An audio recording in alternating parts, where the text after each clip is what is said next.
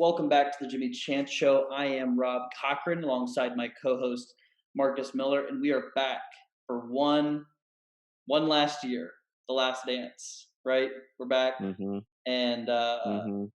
college football it's upon us. Saturday starts week one. We've already had week zero, and I mean we haven't even gotten to week one, and Nebraska's already choked away a double-digit win. So that's kind of where we're at. But um, so summer, we're back. How was your summer? I know you were up in Chicagoland. My summer was good. Watched a lot of baseball in the evenings. Um, was in the Chicago area. Had a lot to do. Went to a couple Cubs games. Um, yeah, it was a good time. Interned at Christianity Today. It's good stuff. It's a good summer. Sweet. Well, we're back. But I'm ready for football to be back. Yeah, I am too. I can only take so much of the Pirates being in fourth place in the Central, so uh, Yeah, fifth glad, place now. glad football's back. But we're gonna dive into some conference winners, and then we're gonna dive into some win totals locks. Um, and then we'll give our some bold predictions for the season. I know that's kind of been our thing, is we always kind of go crazy with our predictions, and then we'll break down the week one slate, and then we'll get out of here. So um, we'll start out in the Big Ten. Michigan, reigning Big Ten champs, beating Iowa, and then advancing to the college football playoff. Um, but Michigan set to regress a little bit. They lost a little bit of talent on the defensive side. I know Aiden Hutchinson went to the Lions in the draft, so I mean they're due to regress back to the mean maybe on that defensive end of the ball. But Mark, give me your breakdown of the Big Ten and who's coming out on top. Well, I would think it'd be Ohio State. They're going to come back for a little bit of vengeance, I anticipate, this year after not winning the Big Ten East for the first time since I think the last time they did not win the Big Ten East was when Penn State won it back in like 2017 Is or it something like that. 16 or 17? I think. Yeah. 16 or 17, yeah. So I think Ohio State's going to bounce back. They should. They lost their two top receivers, but they have plenty of talent to fill that spot. And they have one of the best quarterbacks in the country. And they hired a new defensive coordinator from Oklahoma State who should improve on their defense since their defense was probably their weakest spot last year, specifically up front. Their front seven should improve a little bit. So I just don't really see a scenario where they don't come out on top of the Big Ten. Um, I mean, I guess people would say the same thing about last year, so anything can happen. But I just think they're a step ahead of every team right now in the conference, and their schedule isn't. Their in-conference schedule isn't too difficult. I believe they get both um, Wisconsin and Iowa at home, perhaps. So they have a tough draw from the West, but they at least get them at home where they're much more likely to beat them. And their toughest road game might be on the road at Michigan State. So I'm not too concerned about this team. Yeah, I'm with you on Ohio State. I think Michigan comes back a little bit. Harbaugh comes off his little high, and Ohio State kind of steps back into their role of the big guns in town in terms of the Big Ten. So I've got Ohio State. I wouldn't be surprised to see um, Michigan make a run at it. I think a team like Michigan State, who was kind of showing some upside last year, I know they were towards the top of the rankings earlier on in the season, but I wouldn't be surprised to see them throw their name in the ring or their hat in the ring later on in the season. But I think this is Ohio State's conference to lose, and the odds kind of reflect that. So, yeah. So we'll move from one big to the other big, Big 12. Who do you got? Give me your breakdown of the Big 12. Yeah, I actually think Baylor. I have Baylor coming out of the Big 12 this year. I think people assume Oklahoma is a team to beat in the Big 12 just because I think for the last 5 or 6 years they've been that. But if you remember last year, they did not win the Big 12. I believe, right? I'm not making that up. I think it was No, Baylor, right? It that was won it? it was Oklahoma State Was it and Oklahoma State? no, because Oklahoma State Oh, lost on the goal line dive. Remember, they were right outside of okay. the Well, cutoff? right. Yeah. Um, I I I know people like Oklahoma this year. They got Dylan Gabriel from UCF to replace Caleb Williams. Um, I think they're going to take a bit of a step back. They have a new head coach, um, quarterback change, um, and I think Baylor is quietly building a really consistent. Um, they're building into a consistent threat in the Big 12, and it is tough that they have to go on the road to Oklahoma. But I just see Oklahoma dropping a game or two that they shouldn't lose. They did that last year. It wouldn't even shock me if they lost to Nebraska, at Nebraska. So I just think Oklahoma's gonna take it's gonna take them some time early on this year. So I have Baylor winning the conference. I think they improved over the offseason. New quarterback coming in. I like Dave Aranda, their coach. So I see them winning 10, 11 games, and I see them winning the conference championship.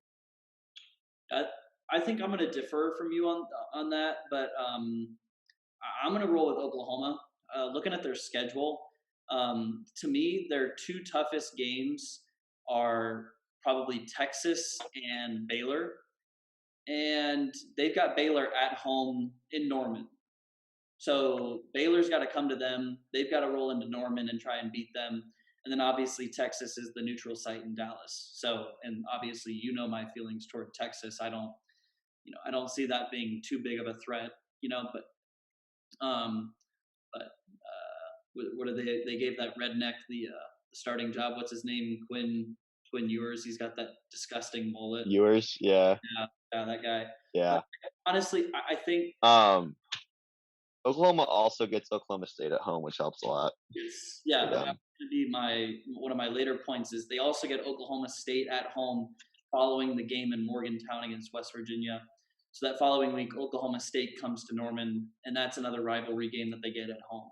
So they have a favorable schedule, and I'll talk later on, and I'll build on this. But Oklahoma's 50-1 to win the Natty, and I think that if Oklahoma can win those two games, Baylor at home and Oklahoma State at home, there's a pretty good chance that Oklahoma wins the Big 12. And if Oklahoma wins the Big 12, they're probably in the playoff, right? And so you're getting basically Oklahoma to win the Big 12. Do I think Oklahoma is going to win the national championship and go head to head with Alabama? Probably not. But in terms of value, I mean, you're essentially getting Oklahoma 50-1 to win the Big 12 in a way in terms of value. So I'll take Oklahoma 50-1. That'll be my long shot prediction, basically. But I've got them to win the conference. I think they beat Baylor at home in Norman. So you want to lead us off on the Pac-12? Yeah, I can. Yeah, You have a rebuttal to I know Oklahoma. They're always the people that always think they're the surefire pick in the Big 12, and I'm worried about them this year. okay? New coach, new quarterback.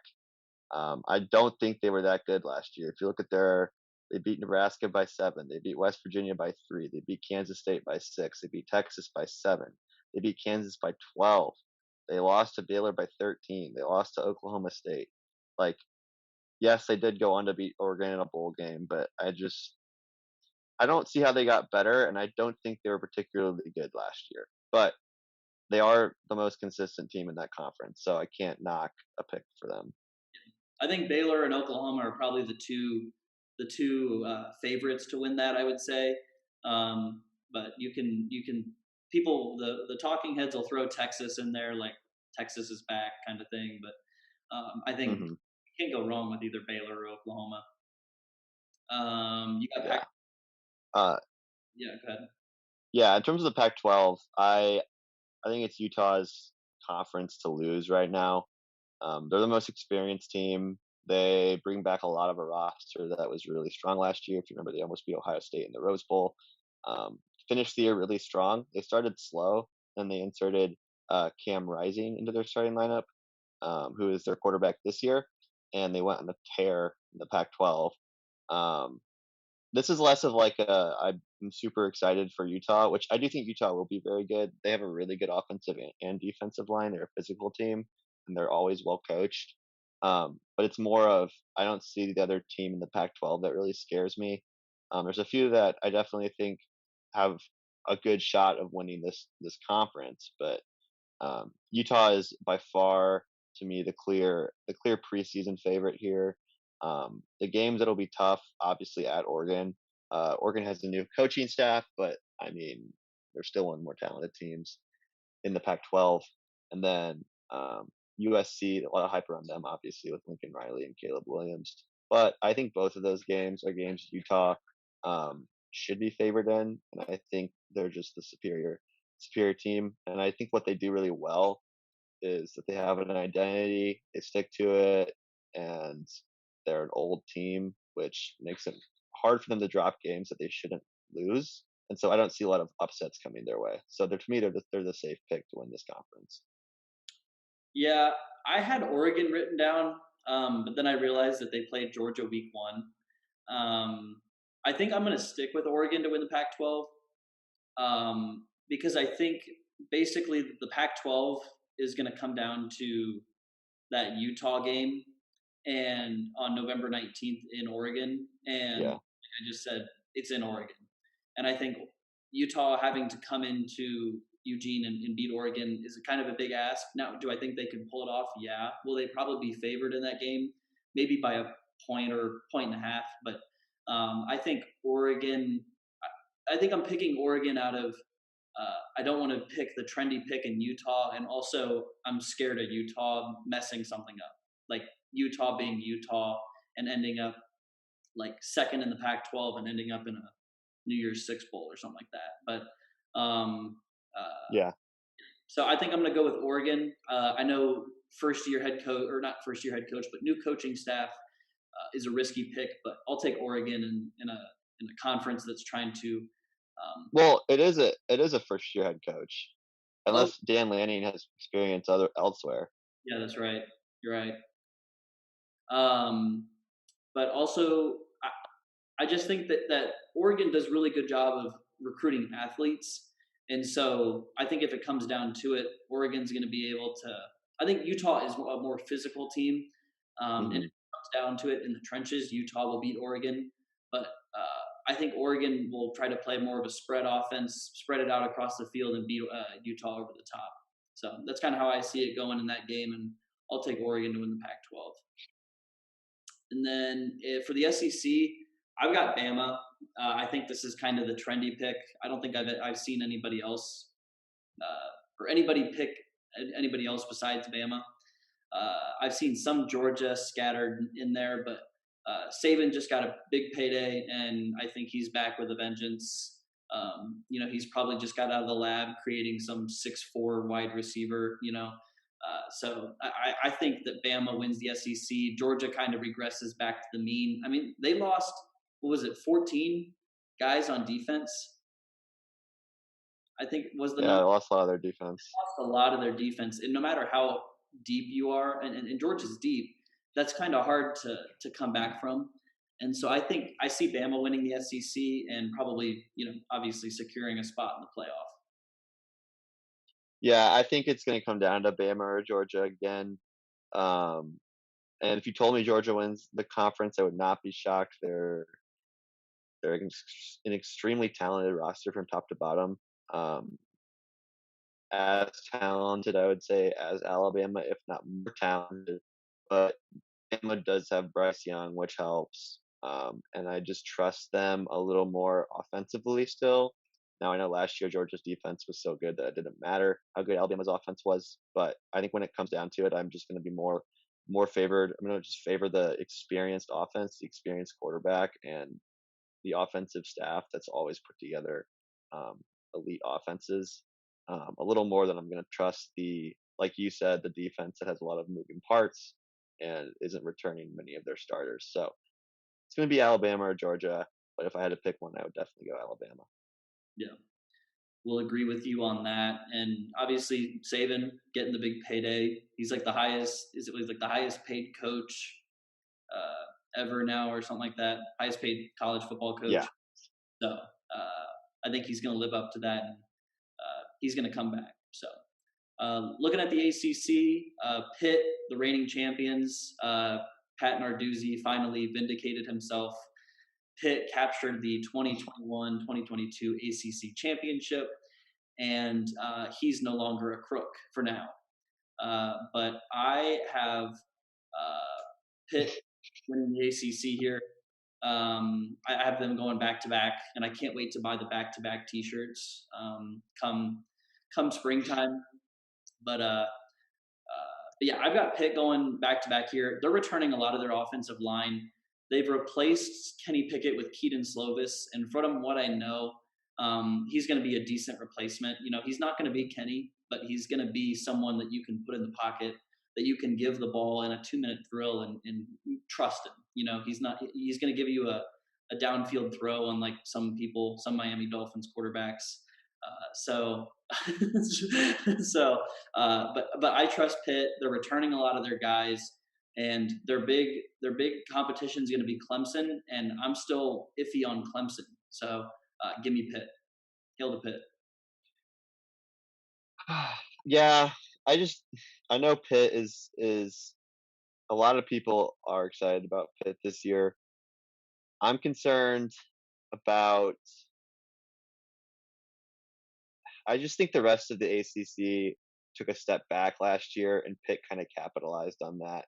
I think you had some teams that were really disappointing last year, North Carolina and Clemson in particular, teams that I think were more talented than Pitt in ways. And I think Pitt took advantage of that, and I'm worried about them regressing a little bit as other teams kind of pick up the slack. And I think Clemson, for as bad as their offense was last year, and as bad as DJ Uyunglele looked at times, they still, I think, won 10 games. Yeah, It was 9 or 10. So, with all that being said, one of their few losses was still to Georgia, who was the eventual national champion, and then you know Pitt, who was a quite you know good football team, and they had one of the best quarterbacks, if not the best quarterback in college football last year. So I just see Pitt taking a bit of a step back, and I think the more noticeable thing will be the rest of the ACC taking a bit of a step forward. And I think Clemson will, if not figure things out entirely, get back to the level where they can control the ACC because they're pretty clearly the most talented team in the ACC, especially defensively. Um, Offensively, they have some questions at receiver and quarterback still, obviously, but I just trust their defense. Their defensive line is always amazing. Um, I think they'll be able to physically impose themselves in a lot of the ACC. So give me Clemson. Clemson, and I think my official pick is going to be Pitt, but dark horse for me, NC State. Yeah, NC State's good. Returning a lot of guys that, I mean, they're basically returning their entire defense, and this is a defense that basically shut down Clemson. So I guess I should be careful with that because they took them to like 2 overtimes, but they beat Clemson. So Right. if you know if it comes down to, if the ACC comes down to NC State Clemson matchup in the championship game, I'd take NC State in that because I just think that they can run with the big dogs, and I think that if Pitt regresses a little bit, Clemson comes back, NC State could fill that void that Pitt leaves, and I would like NC State as a dark horse. I just like to get that on the record. Go Wolfpack.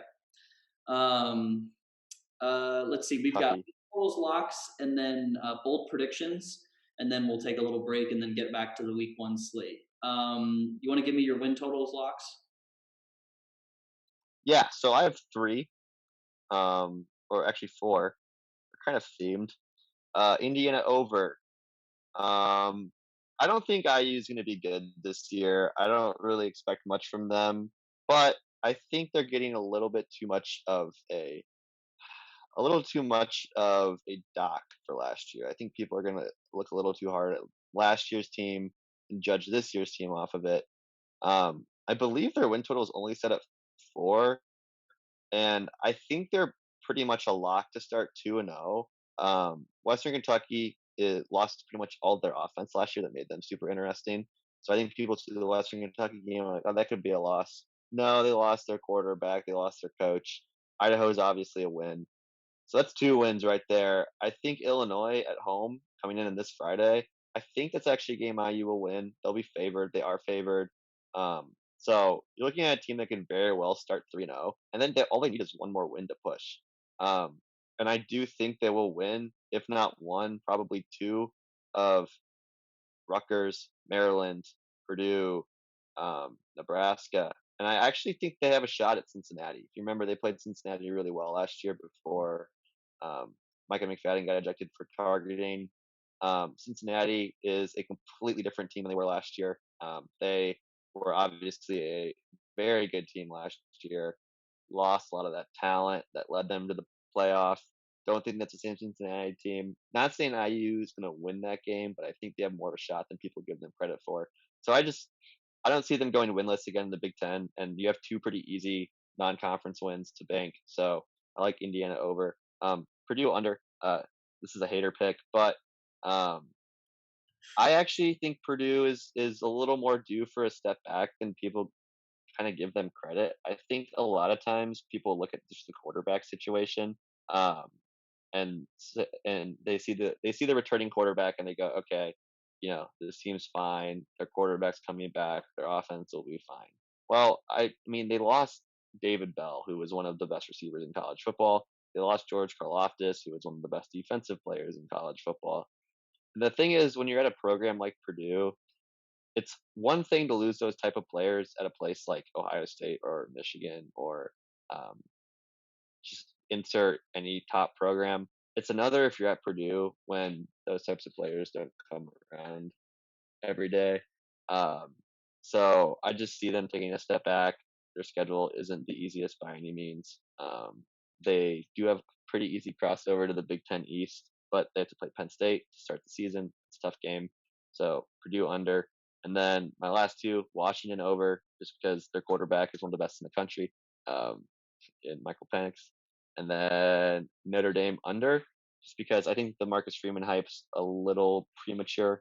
Um, I want to see him. I want to see him prove it before anticipating this team being the number fifth best team in the country. I don't see that quite yet. So I think the Notre Dame under. Yep. I'll remember that. I'll remember that come Christmas time. Uh, but I've got a hater pick as well. Give me the horns down. Give me Texas under. If you think Quinn Ewers, so I got Texas under 9.5 earlier in the year, and if you think Quinn Ewers is winning 10 games as a freshman or as a first year quarterback, I just don't think it's going to happen. I'm taking Texas under. I straight hate the Longhorns. Horns down. And then also I'm on NC State over. They're returning a lot of their defensive starters, and they've got a pretty favorable schedule. Obviously, the Clemson game's in Clemson, but and then North Carolina's on the road, but they get Wake at home, they get Virginia Tech at home, they get Texas Tech at home, and then a game I'm looking forward to, the East Carolina game. I think that'll just be an interesting game. But I think that NC State, I think, asserts themselves as one of the top ACC teams this year, and obviously with ease hits the over 8.5. And then Michigan State under, I got them at 8 even. I was really hoping for that 8.5. But I see 4 losses on their schedule: Ohio State, Penn State, Wisconsin, and Michigan. And I think that a loss to Minnesota or Maryland is also very feasible.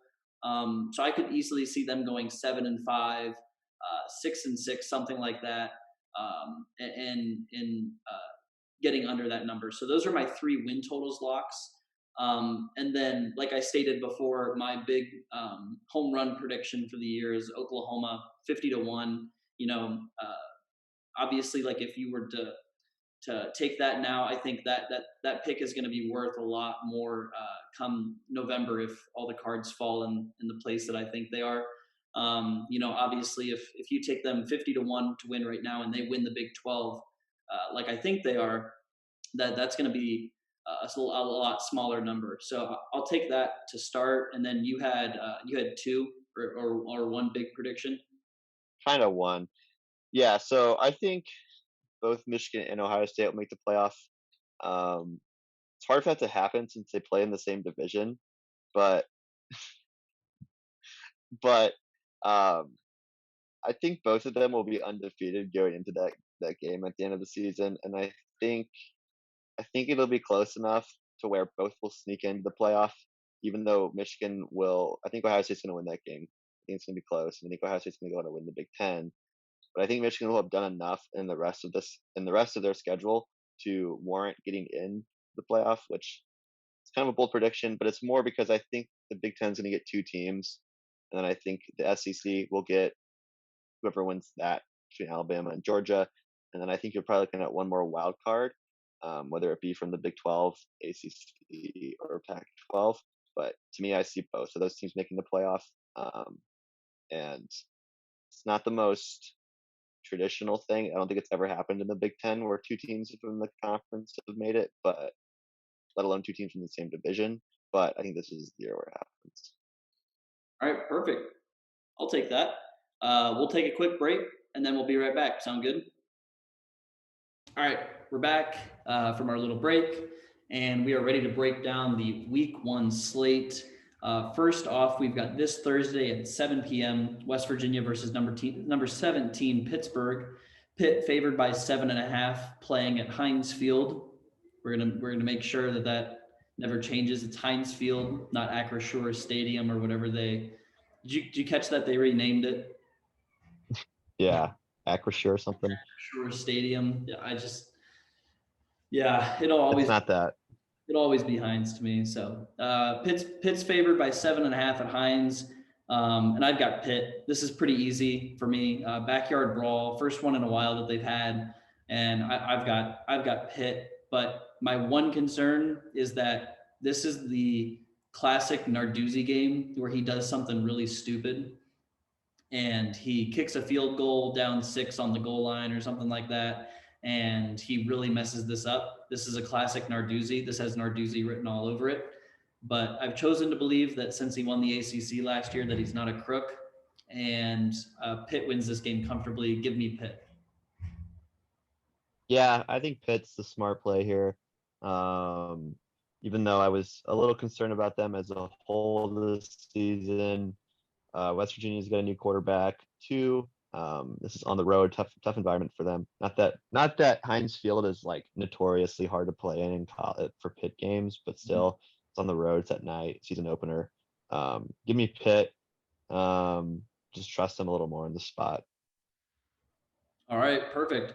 And then next game is the same night at 8 p.m. It'll be Penn State traveling all the way to West Lafayette, Indiana, for a showdown, Big Ten showdown.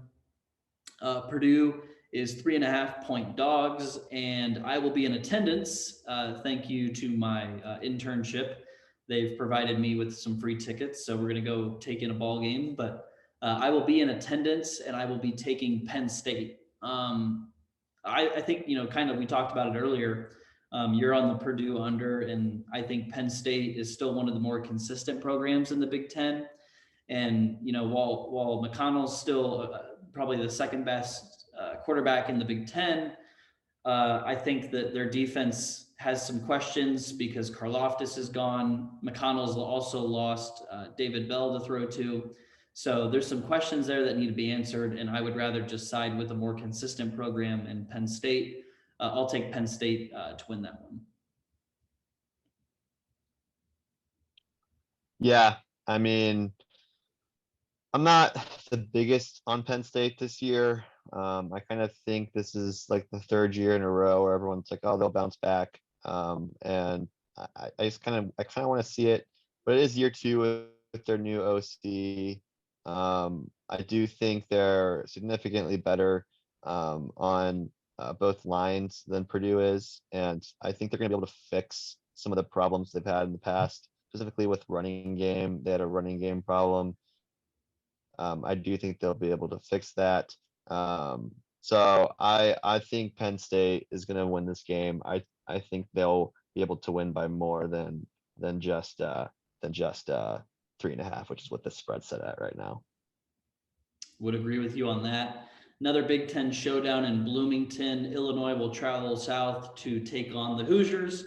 Indiana favored by 2.5. This game will be Friday at 8 p.m. And I'm on Illinois for no reason other than you're on Indiana. This is basically All right.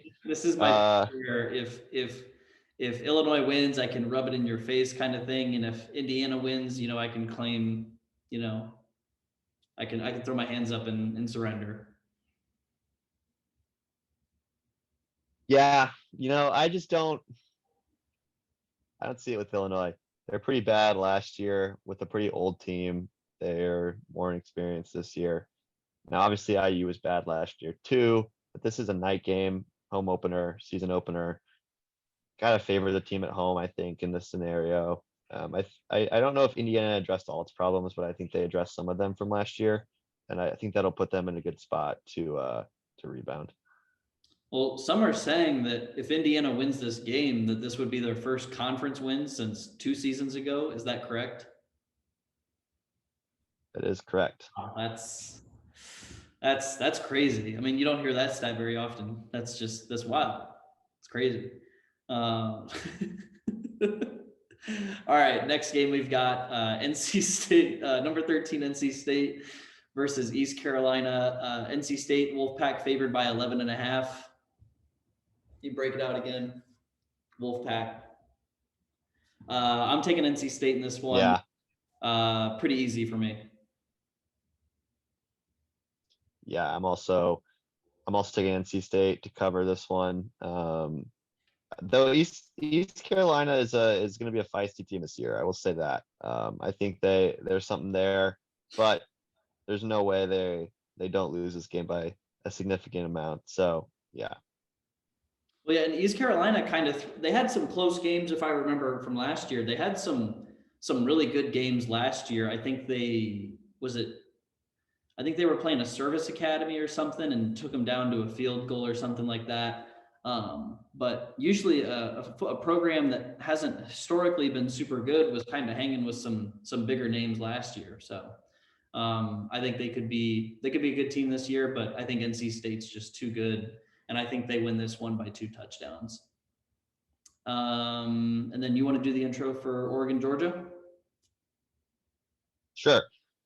Yes. So Oregon is going on the road to Georgia, where they are almost 17-point dogs.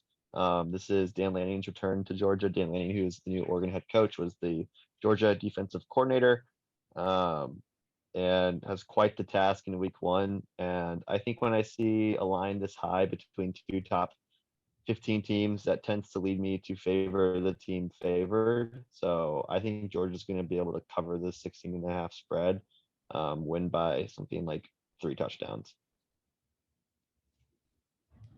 Yeah, I would agree here. I think Georgia is just too good. And while I've got Oregon to win the Pac-12, I think there's a difference between Pac-12 football and SEC football. And I think, as you'll hear in my preview for the Notre Dame Ohio State game, I think this is a classic case of Oregon, who's a really good team, just gets their butt kicked in week 1. And so I think this is a pretty easy Georgia win. I think they win this one by probably 18, 20 points. So I'll take Georgia here. That game's Saturday at 3:30. And then another top 25 matchup. We got number 23 Cincinnati versus number 19 Arkansas. Arkansas is 6.5-point favorites. Cincinnati's regressed a little bit, obviously, on paper. We don't know how that'll translate to the field, but Arkansas, I've got Arkansas.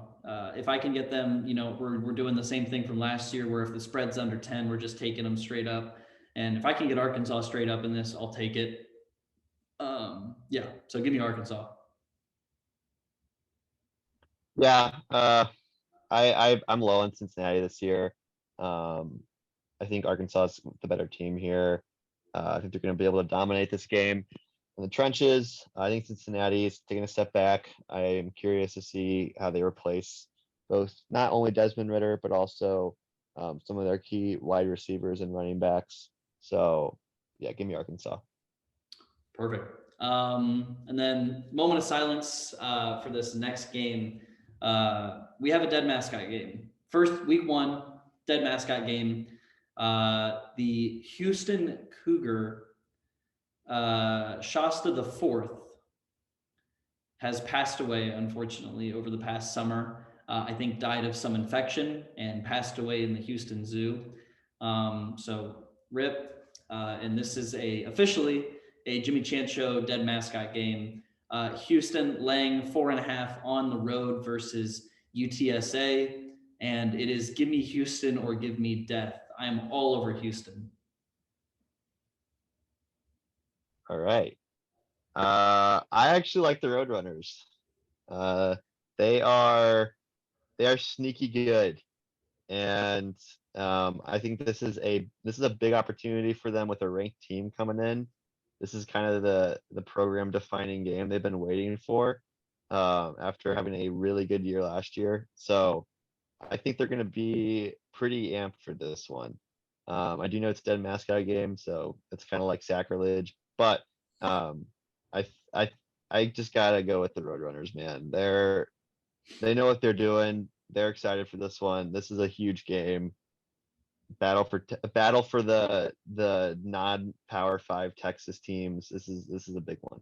Yeah. Give me UTSA. And obviously, this being straight up, I don't think UTSA plus 4.5 is a terrible pick. I think maybe a week ago or a week or two ago, you could have gotten them at like 6.5. I think the lines kind of jumped down, which is indicating some UTSA money.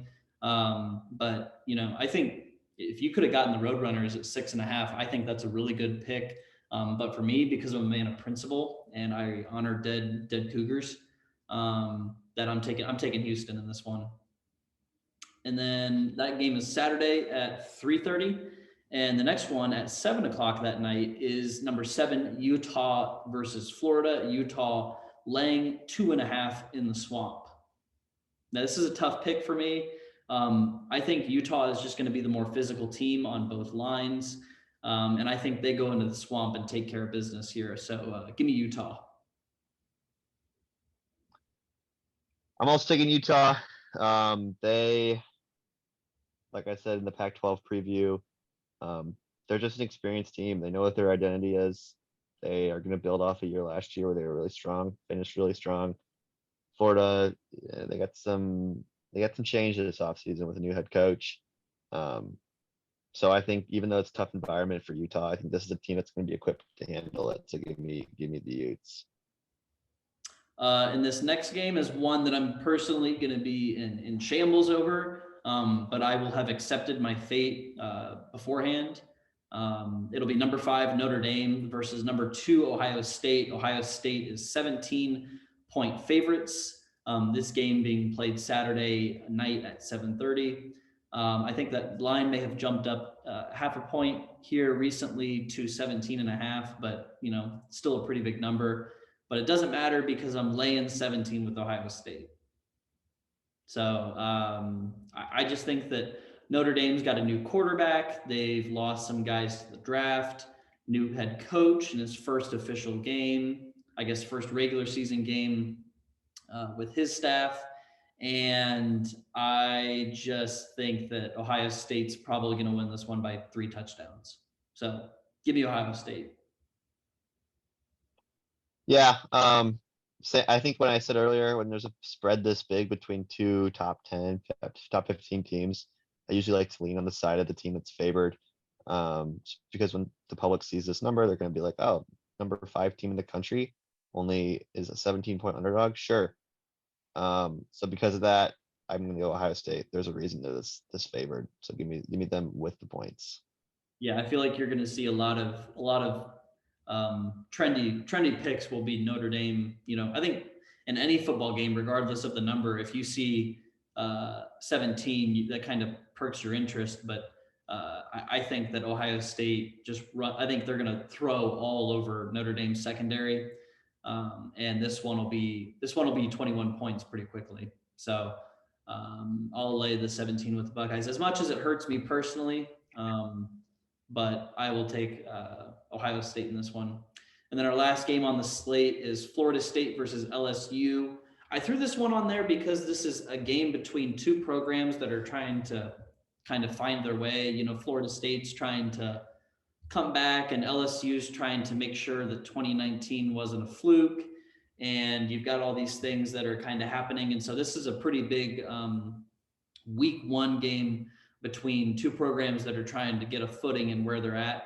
One team being in the ACC, LSU being in the SEC. So just on principle, I'm looking at this number 3.5. And I think there's a reason that they're not giving them 2.5 or 3. I like LSU in this. Give me LSU to win this one at home against Florida State.